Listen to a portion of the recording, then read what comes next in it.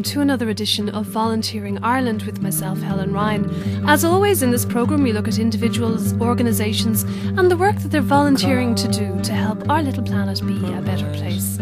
This week I was lucky enough to catch up with Bob Tyler, and Bob and a number of his colleagues are doing an amazing expedition. They've left already this morning and they're doing a tour of Ireland on their motorbikes to help raise awareness of an extremely good cause, that of Irish premature babies. My moves are slow, but soon they'll know.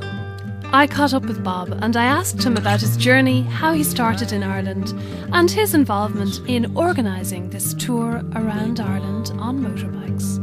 There are schemes hiding intentions, revealing no fractions. I started with poking fun at poor Bob's accent and asking him where his origins were and how he had come to the other side of the world. Their moves are slow, but soon you'll know.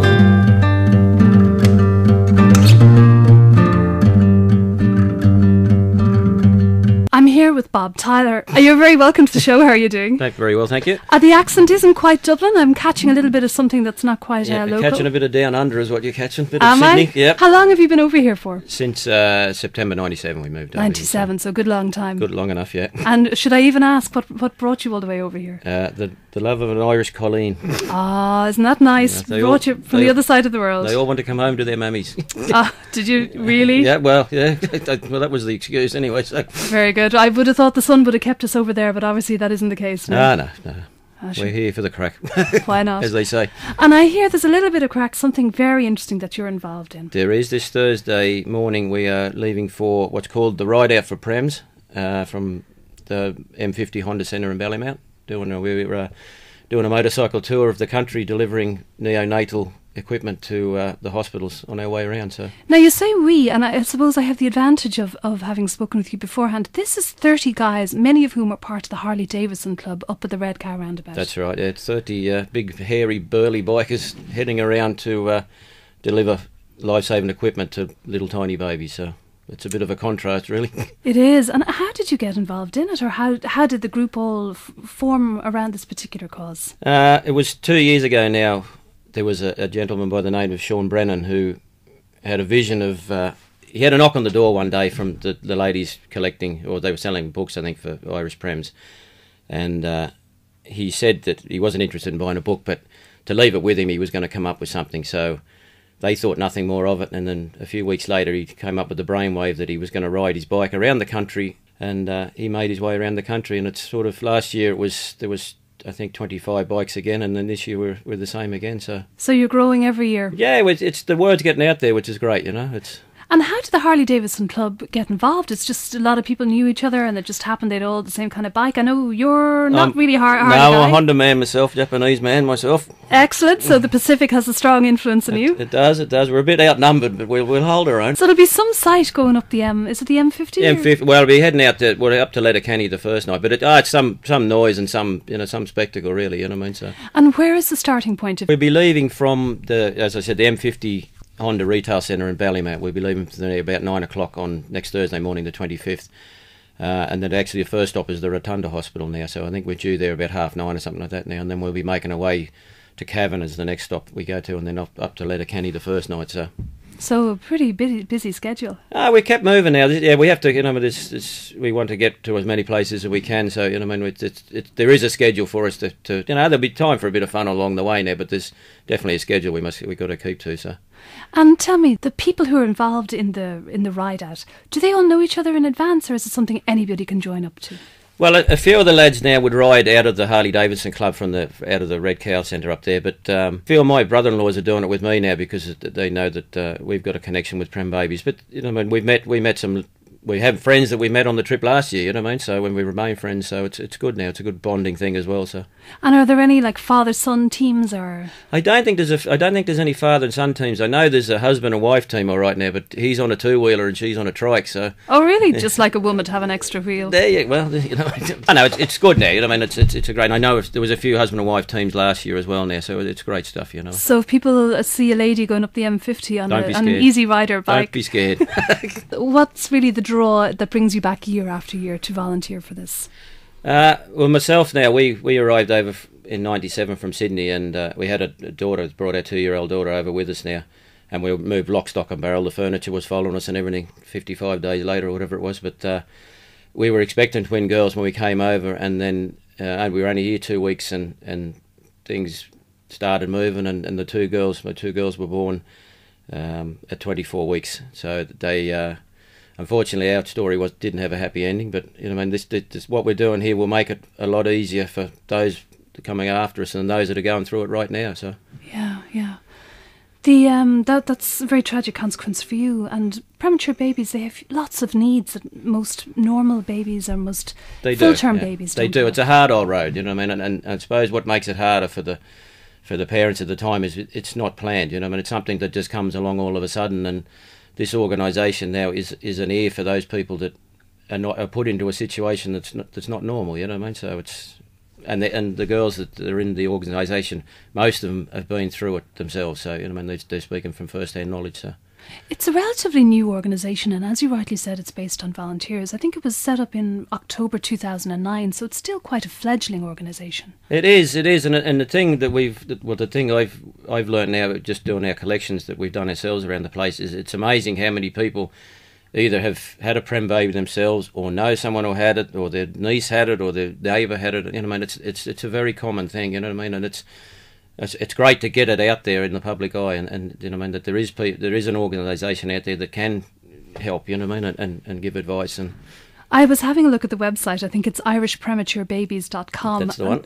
It was really fascinating in a way looking at it, because one of the things that surprised me so much was that there really isn't that much infrastructural support for parents in the hospitals, probably because of capacity planning or because of the lack of funding.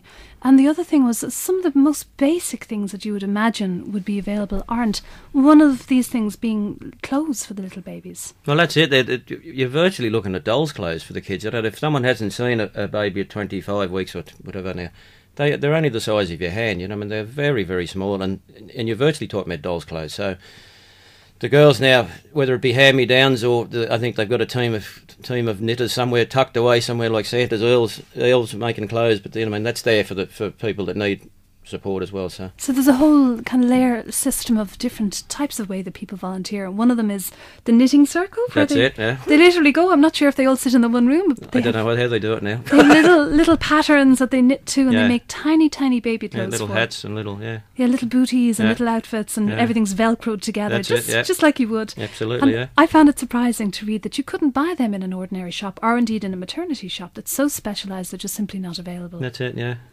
I know they do it. Listen, they do great work. So they even, you know, the girls are out banging the drum, not just for this ride out for PREMS, but for a lot of things. That they were down at the ploughing championship. So I don't know why. Well, obviously they got, you know, they got great support down there. You know, I mean, they're down there knee deep in mud, banging the drum for prem babies that are surrounded by sheep and cattle. And old farmers. But they were down there. You know, I mean, wherever it's on, they're there. So you know, I mean, they're out there doing great stuff. So one of the nice things that they volunteer to do as well is they have a buddy system. They do, yeah. And I think what's nice is that if somebody calls or if the hospital contacts them, they can buddy them up with somebody, be it a male or a female, who's been in a similar position and who's happy to talk, who's trained, who can listen with them, who can go and offer practical support or share their own experiences with them. Yeah, they you know, I mean, it's always handy, I suppose, to speak to someone that's been there and done that, I suppose. And even speaking from a father's point of view now, that like it's, I suppose, having babies, it's all about the women now, but the fellas get a bit lost sometimes in the thing, and I mean, they're a bit lost at where to go or who to talk to as well now, or just to handle the situation itself, you know what I mean? So yeah, so it's nice. I think they've a network of guys as well. Well, that's fathers that have been through it, you know what I mean? If you haven't experienced it, you don't know what to expect, so. So you know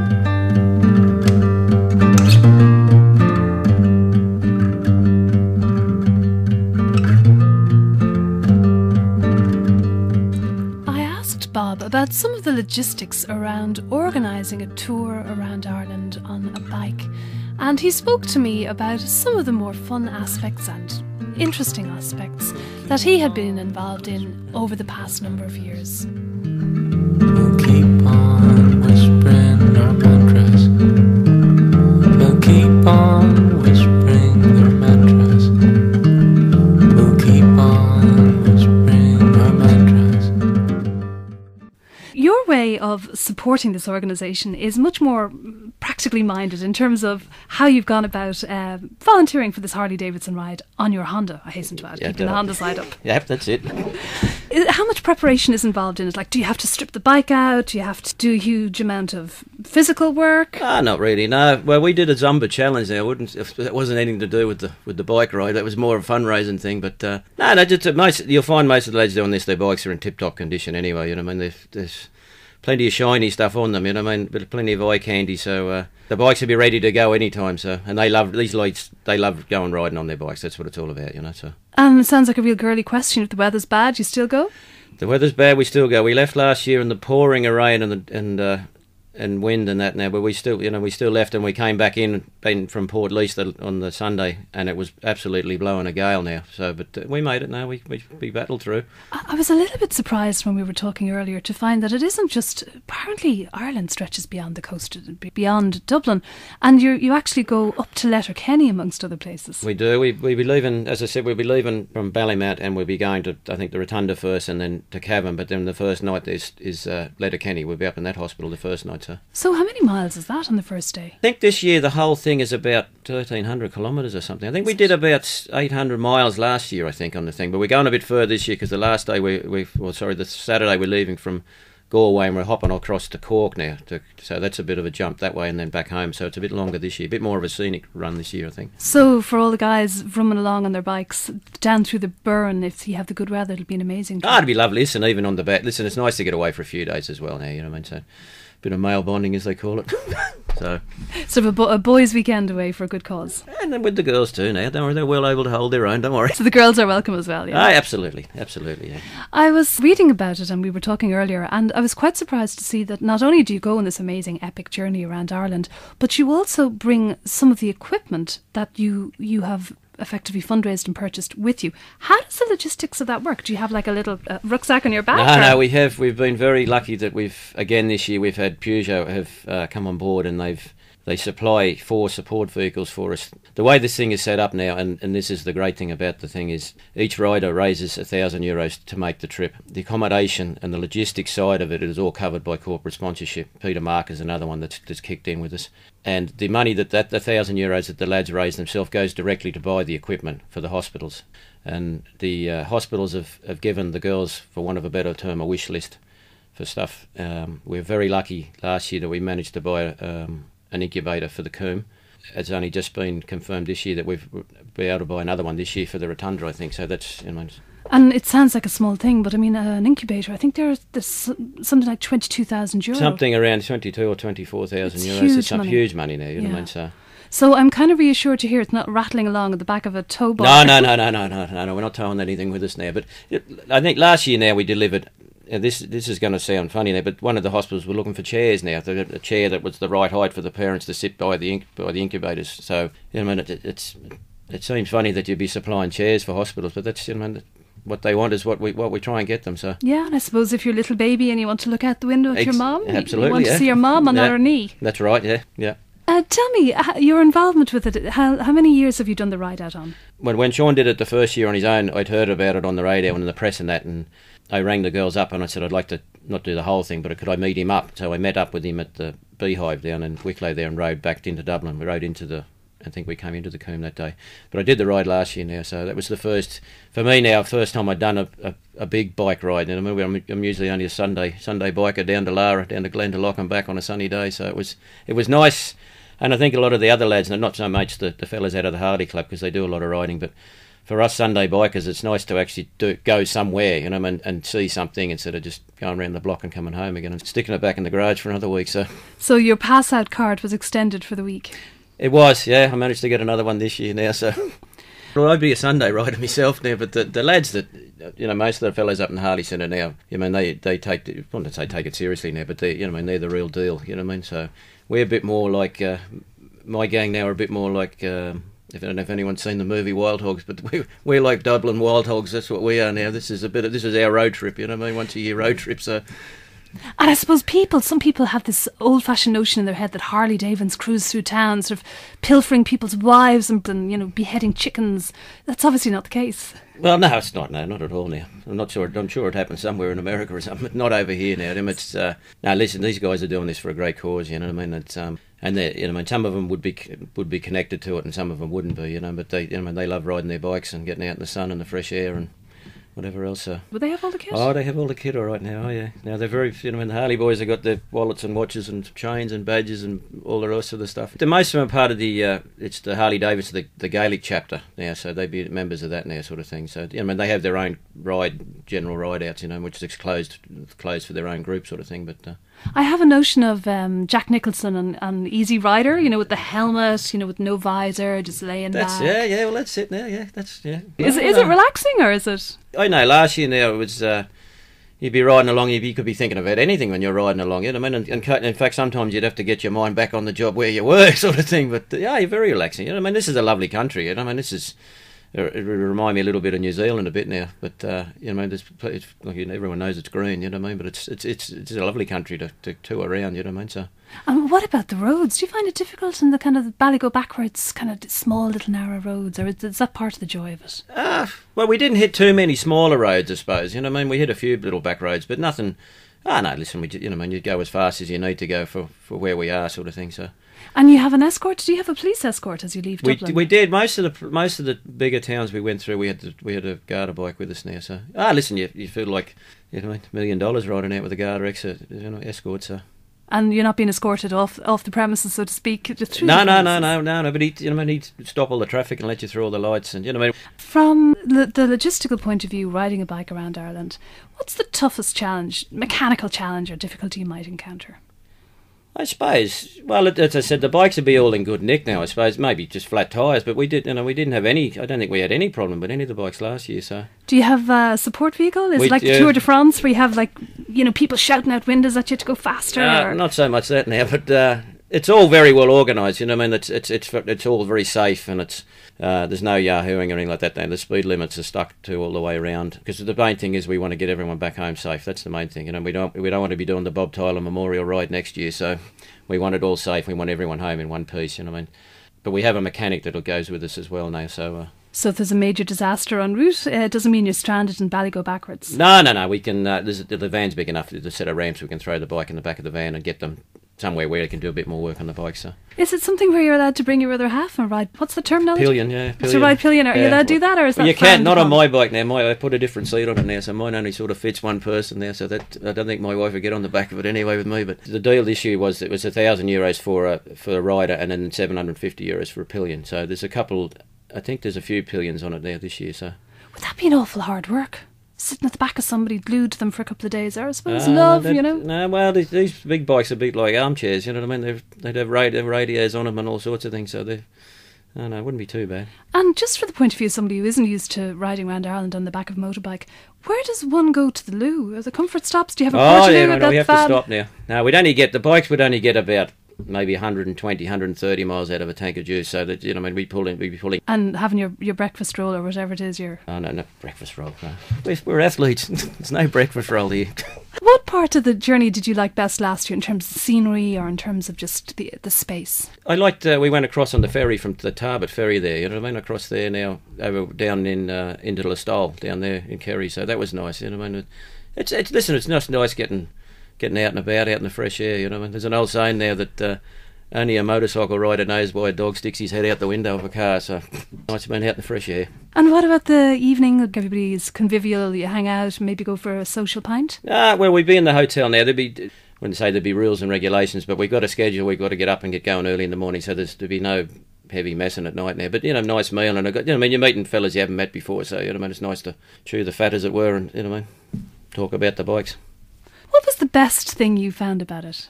I think it was, The fundraise, I like the fundraising side of it. We met some wonderful people rattling the buckets now, you know, and one gentleman in particular we met down in Dunleary. We were outside the church down in Dunleary, and he came up and he said to me, he said, "This is a great cause," and I said, "It is a good cause." This was back in March now, and he said, "I'll be 76 next Wednesday," and I said, "Oh, that's very good, happy birthday." And he said, "Yeah, but it's supposed to be June," so he was born, I think, 3.5 months early, 76 years ago. And he said, "My father said to me now," he said, "when you were born, the biggest part of you was your nose," like this sort of thing. So, but you know, I mean, we've met some wonderful people. We've had, you know, I mean, the other thing that struck us now was a lot of, I'm going to say elderly women now, but they came up to us and said there was nothing like this in our day. You know, I mean, we didn't have this, and they just upended their purse and just tipped it in the bucket. You know, I mean, so it was amazing there. You know, I mean, and when times are tough, you know, I mean, and times are tough, the tough get going. You know, I mean, and Ireland is a great country for getting and backing things that need backing. You know what I mean, so. My moves are slow, and soon they'll know. For those of you who've just joined us on the programme, I'm talking with Bob Tyler. And Bob is one of the volunteers with a collection of men and a few women who are travelling around Ireland, touring on their motorbikes to raise awareness and deliver equipment that they've also volunteered to fundraise for to different neonatal hospitals around the country. Intentions, revealing no fractions. Their moves are slow, but soon you'll know.